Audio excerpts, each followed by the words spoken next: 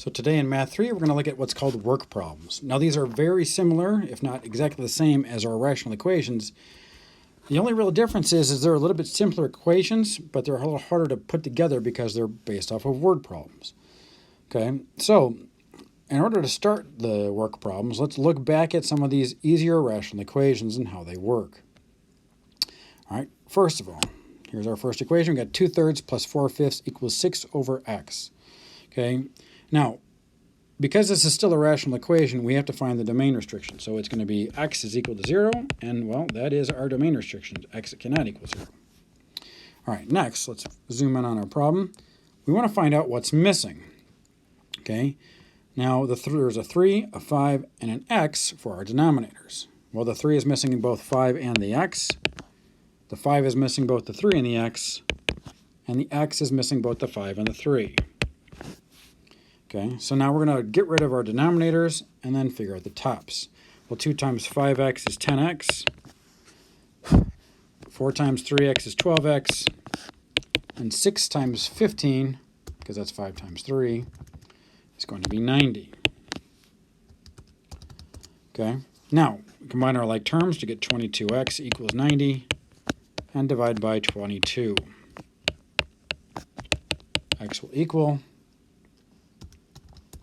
let's reduce the fraction here, 45 over 11, because we want to reduce our fraction. Well, this works because it is not one of our domain restrictions, and there you go. That's your answer to your problem. Okay, let's try another one. It's a little bit different. Okay. This case, you don't have to find a domain restriction because there are no variables in your denominator. All right. The denominator of the 1 is a 1, so now we have to find the common denominator, or what's missing. Now in this case, this provides a little bit different type of problem in terms of the approach. Now you could just multiply the 40 by what's missing from the other two denominators, which is 30. You could do that, but then you get really big numbers. Okay, now because you're able to use a calculator, that might be fine. However, you might want to use some smaller numbers. Okay, since you have 40 and 30, they both go into 120. So you could just multiply the 40 by 3. Okay, so it just depends on which way you want to go. I'm going to do the big numbers just because it's easy. So this is missing a 30, this is missing the 40, and this is missing 30 times 40. Okay, now that my denominators are all the same, I can get rid of our denominators.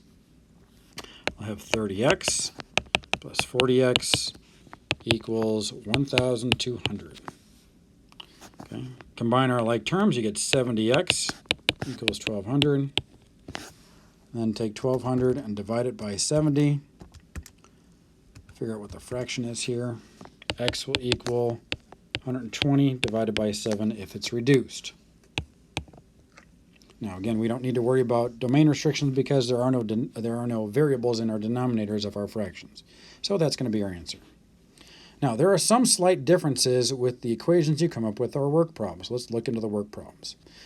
Now the key to doing these work problems well is by setting them up and organizing your information correctly.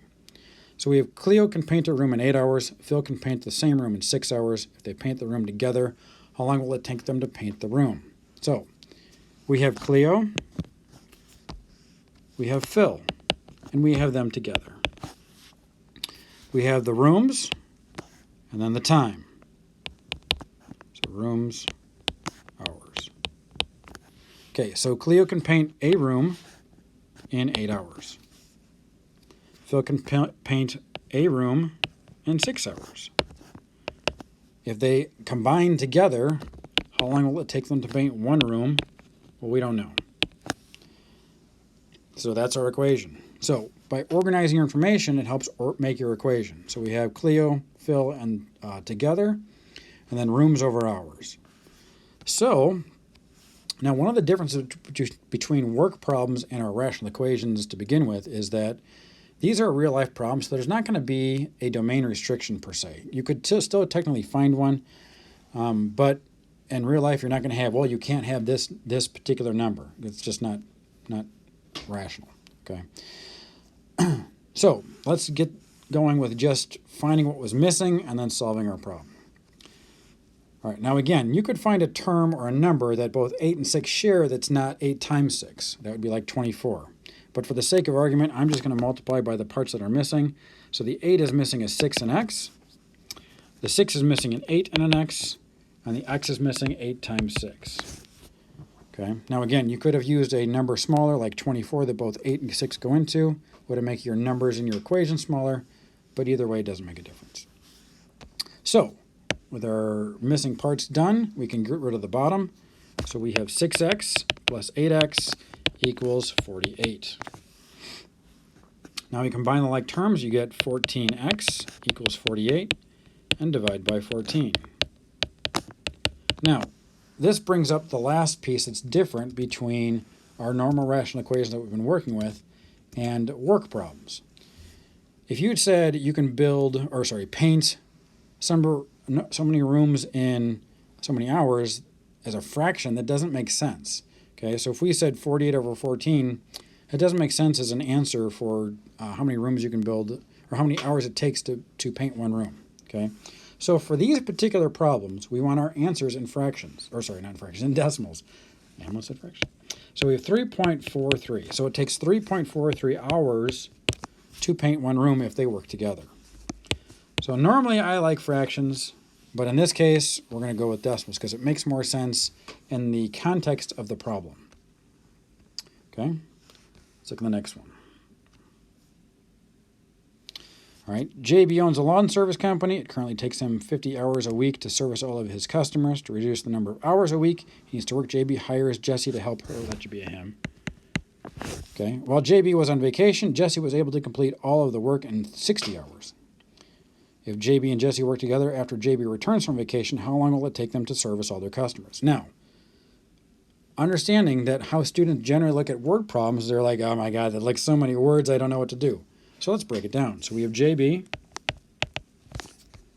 we have Jesse, we have them working together. All right, so we have all the customers, and we have the hours. Oops, there we go. All right, so it takes JB to do all of the customers, 50 hours. He works with Jesse, who Jesse takes 60 hours to do all this stuff, the same stuff. How long is it going to take them if they work together? So there's the setup, okay? Don't get lost in the words. Understand what you're trying to find. All right? So again, we don't need to find a domain restriction for these particular problems because it won't make sense in context. So we just found out the missing pieces. So let's do this with the big numbers versus trying to find the smaller ones. You could have used 300 if you want to do a smaller number for your common denominator.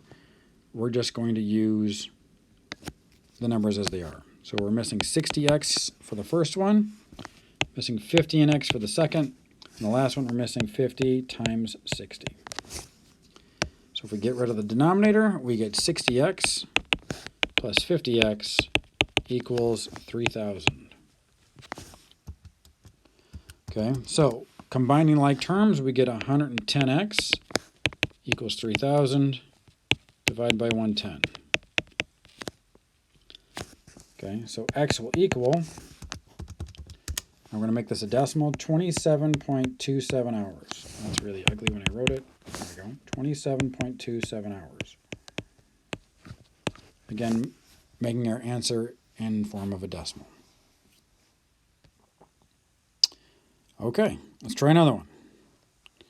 Using a forklift, Rico can unload a boxcar in 90 minutes. So we have Rico. When Ashiki, all right, takes twice as long to complete the same task. All right, if they work together, how long is it going to take? All right, so we have a boxcar, and we have minutes. I think I spelled minutes wrong. Just do min. Okay. So we can do one car in 90 minutes. Okay. It takes Eshki twice as long. So let's think about that in terms of Rico. If Rico takes 90 minutes and Eshki takes twice as long, what is her number?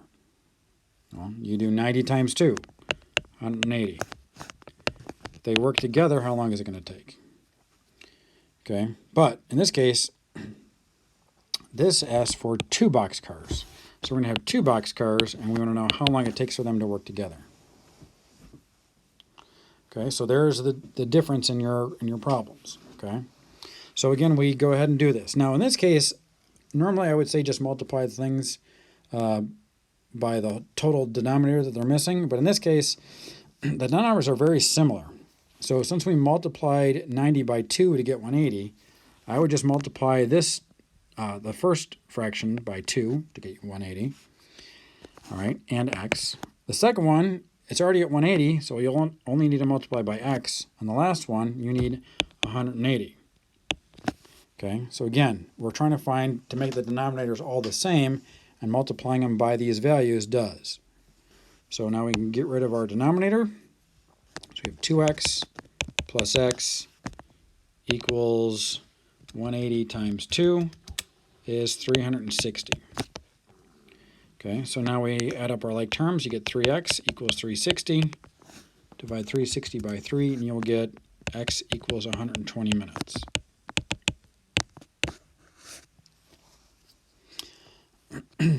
Okay. All right. Last one. Anne can complete 8 jobs in 3 hours. So we have Anne.